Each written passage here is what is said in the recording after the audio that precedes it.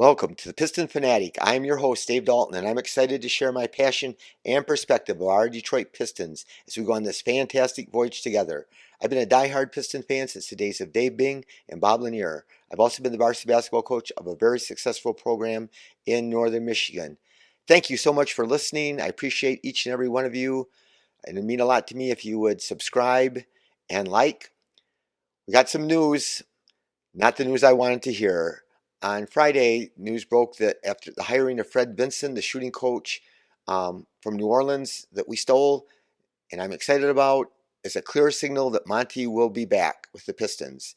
And um, so that's what they report, that he will likely be back. And so that it's a source with knowledge of Detroit's thinking described it as a likely outcome.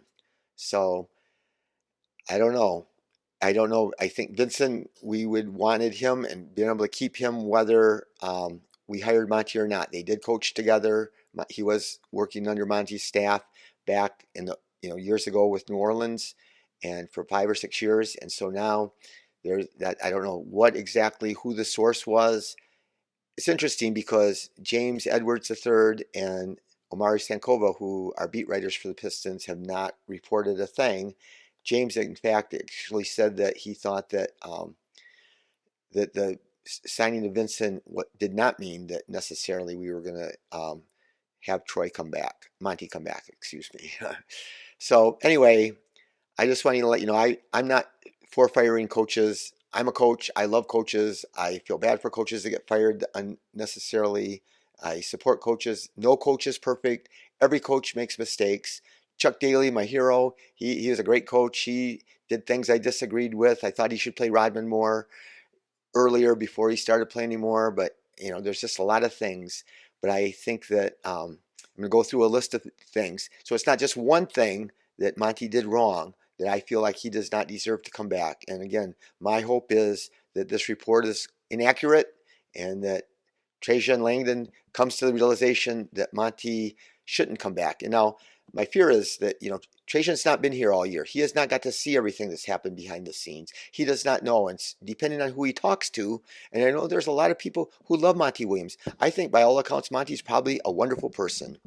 And if you are, it was heartbreaking. His wife was killed by a drunk driver in a car accident years ago, and he's remarried since then, but he spoke at her funeral. I listened to that, and it was very touching. And he's in a lot of ways a great man, but he is not the great coach for our Detroit Pistons. So, like I said, it's not just one thing; it's a bunch of things. So, number one, though, you have to say 14-68.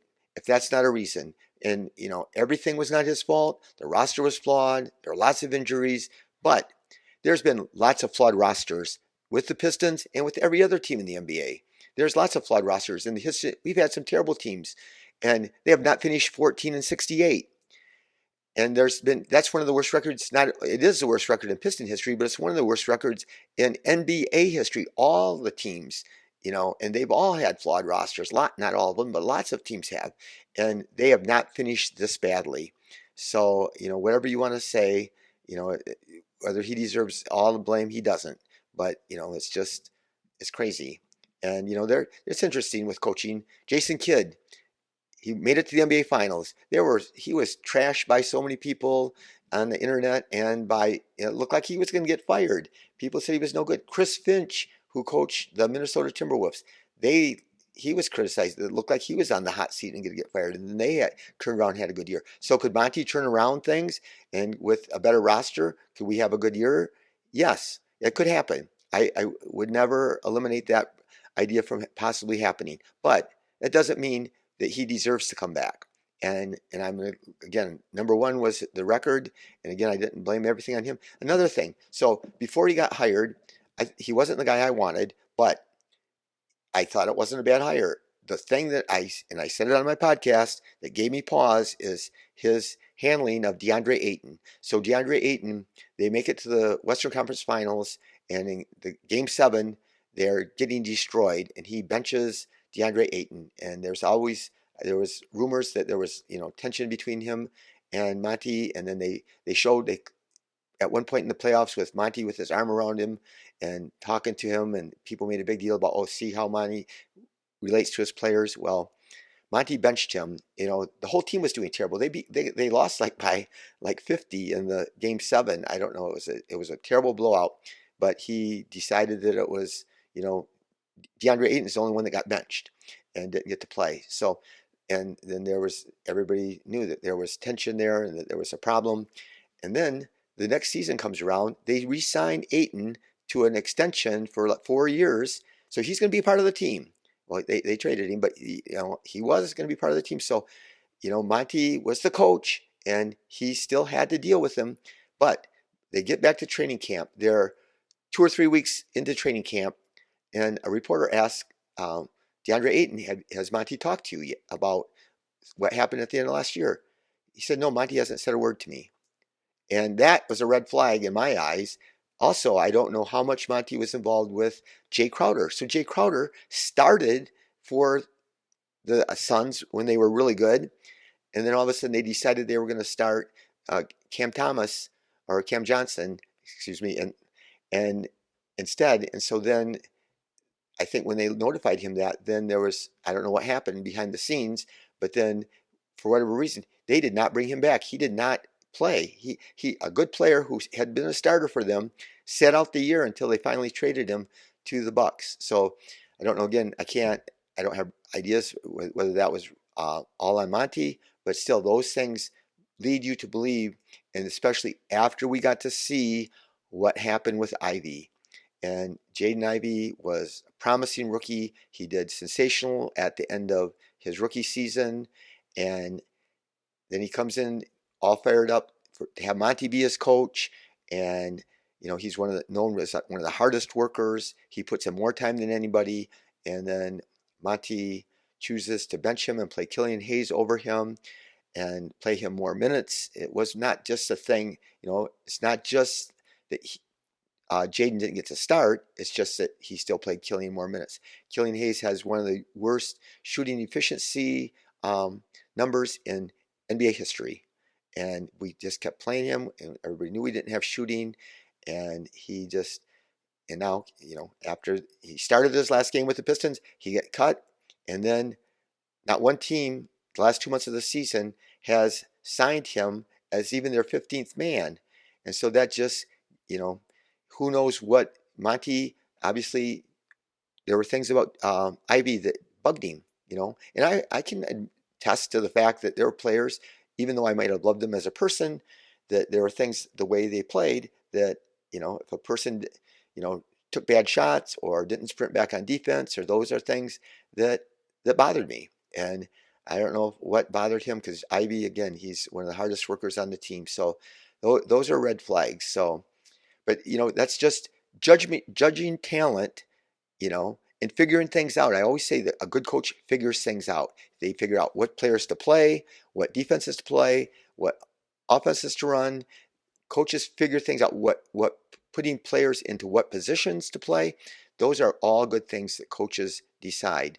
And so, but Monty decides that even though, and here's the other thing, we were a young developing team. We were not going to win and make the playoffs.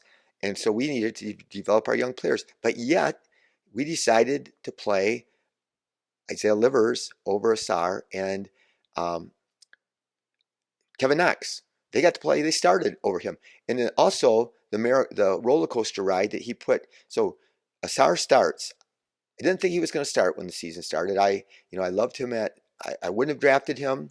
I can admit to that I thought he was a bad shooter. He didn't play at a good level of competition. He had lots of time where he worked with Overtime Elite on his shooting, but he still was a terrible shooter, and we needed shooting. So that was why I didn't like him, and I wasn't sure about, because the competition level was so mediocre in Overtime Elite. But he started, and he played. He was sensational. He was the talk of the league. And then he plays like, I don't know how many games he started and played, a good start. And he was considered by everybody in the media from all around the league was saying that he was one of the top 3 rookies in the league. And then all of a sudden, he benches him. And for guys who, if it was for a guy who was good, it would be one thing, but he benched him for guys that weren't any good, and his minutes dropped, and how that impacted this young player who goes from starting and getting all these people telling how great he is. I mean, he was getting so many rebounds and steals and playing such great defense, and he was even scoring points, and then all of a sudden he gets jerked around. But anyway, it just shows Monty's judgment, and the same thing with Killian over Jaden Ivey, how any coach could think that is not a good judge of talent, and he's going to be our coach. So, then, a lot of these things, it didn't take a rocket scientist. It's not like I'm a genius. Tons of my fans, but listeners, felt the same way, and they knew the same things. And even podcasters and NBA analysts from all around the league were they paid attention and thought, this is a joke. This is terrible what's happening. And so, but the all bench lineups. So, how many times we would start a game, and it took Monty 50 games before he ever played Asar and Cade and Duran and Ivy together. It took like 50 games before he finally figured it out. And so, but we would play these all bench lineups, and the starters would be ahead. Then we put in the all bench lineup, and all of a sudden it's a 16-4 run, and then all of a sudden we're way down in the hole, and then we try to fight back, and then sometimes it happened again in the second half. And he would then, he would even say that after a while that, well, I've got to stop using the all bench lineups. And he didn't do it. And then like the next game, Jaden Ivey's the 11th player. He played 11 players in the first quarter, I think, or at least the first few minutes of this. By the first few minutes of the second quarter, Ivey was the 11th player to get put in.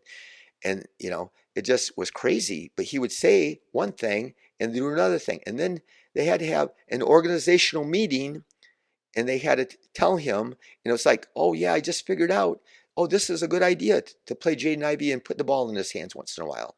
And it took, 60 games, and somebody else had to tell him to do it. So, like I said, his indecisiveness of what he said in the press conferences about players and strategy that he then didn't follow up on.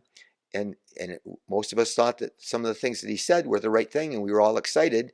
And then he turned around and did what he did before anyway. So anyway, a thing that did bother me some, and I'm not for coaches going crazy and getting technicals all the time, but we got screwed this year, and it's a common thing for the worst teams. The refs know who the good teams are and the bad teams are, and they're just human nature. They give calls to the good teams. I mean, I've watched it my whole life, and so we would get screwed. Monty would attest it after the game that we got screwed, but he would never fight. He would never get mad. And not that you need to blow a gasket and get a technical, but why he never showed, and a lot of Piston fans said he got that contract. He didn't want to coach this year.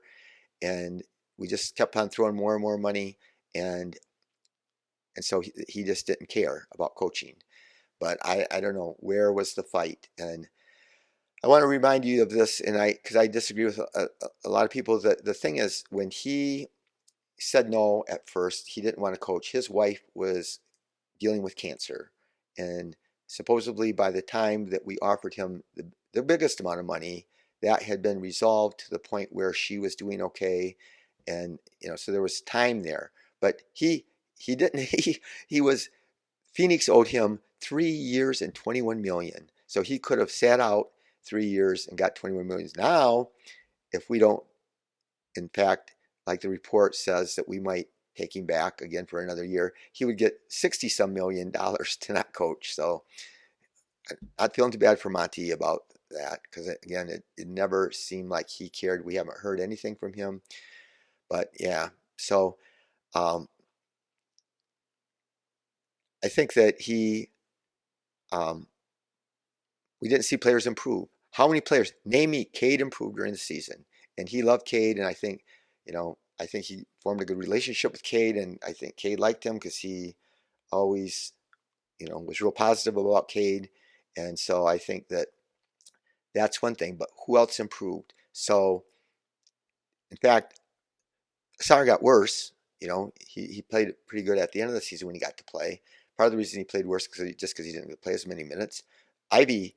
So I got a lot to say about Jaden Ivey, and so I think that people's knowledge of him and what they think about him is different than what really happened last year. I think he was bad at the end of the year, but I don't think that there was. I think that that was just something that happened, and it happens to other players, not just him. So um, I think that Duran did Duran improve? Everybody's down on Duran, and he did play bad defense. His defense did seem to be worse than it was before. But doesn't the coaching staff take some responsibility for breaking down film with Duran and showing him? There were never even any signs. He's talented. He has athleticism. He's strong, and yet he never was in the right place to help out on defense. He never hardly blocked a shot, and so. And what other players can you say really improved during the season? Did our team get better on offense or defense? Our whole defense, we never got better on defense, and we didn't have great defenders. And we had a young team, and they don't defend well. And then our offense would, I would watch plays. We had this one play where Cade would pass to the wing, somebody would pin down, break up. Cade would cut down, set a pick, then he would pop back up. Then we would get him the ball on the top, and then he would go play 1-on-5 again. But anyway, we just didn't have movement and things. You watch Dan Hurley's offense at Connecticut is way better than our offense, and there never were signs. There was just a couple sets that we ran on occasion, rare occasion, and there's times when you needed to let Jaden Ivey. Jaden Ivey would go 10 possessions without touching the ball, or just having a star stand in the corner is not with any movement or putting him in the pick and roll. There was just no imagination or nothing ever run. It doesn't seem like they put in any time or thought into that. Another big thing was the end of games. That's when a lot of the strategy is done at the end of games, and we were the worst end of game team, with um, close games within 3 points in the last 3 minutes. We were by far the worst team in the NBA. And clutch time, which is 5 minutes left and 5 points difference, we were by far the worst team in the NBA, by far. And does the coach get all the blame? No, they don't. The players got to make shots and things, but still, we were by far the worst. It wasn't even close, and he definitely deserves some of the same for that. So anyway, I just hope it ain't over till it's over. So it hasn't happened yet. We don't know for a fact that he is going to come back as the coach. And I know I think that Trajan Langdon, again, there's people that like Monty a lot. He's a real personable person, and he tugs at people's heartstrings, and he knows the people that, he's friends with people a lot of places. And so if those people are influencing Trajan Langdon's decision, I guess that could happen, but it will be a big detriment. Again, I am not denying that it couldn't happen, that we could have a good season. We could win 30 games next year with Monty as the coach. We could. We have a better roster. Just having Fontecchio and Grimes and everybody back healthy and, a year older and a new shooting coach and free agents, we get Nazi Marshall and some stuff. Things can turn around. But still, I just listed you 11 reasons why Monty doesn't deserve to come back. And so it's the cumulative effect of all those reasons, not just one. And I think that, he just proved that he doesn't deserve to come back. So anyway, I know you can disagree with me. That's fine. I know we all have different opinions, and that's my opinion, though. And hope that I hope that I hope the report's wrong. I hope that he's not back. I hope that we get a new coach like Marc Daigneault, that a young guy or whatever that knows the game and that can turn this thing around. And anyway, I want to thank you for listening again. Listen to the next episode of 3 Championship Drive with Lance Caprosi. I'm going to be on it. I'm going to be a guest. I'm really honored that Lance invited me to be on the show. But be the reason that somebody feels loved and listened to, and go Pistons.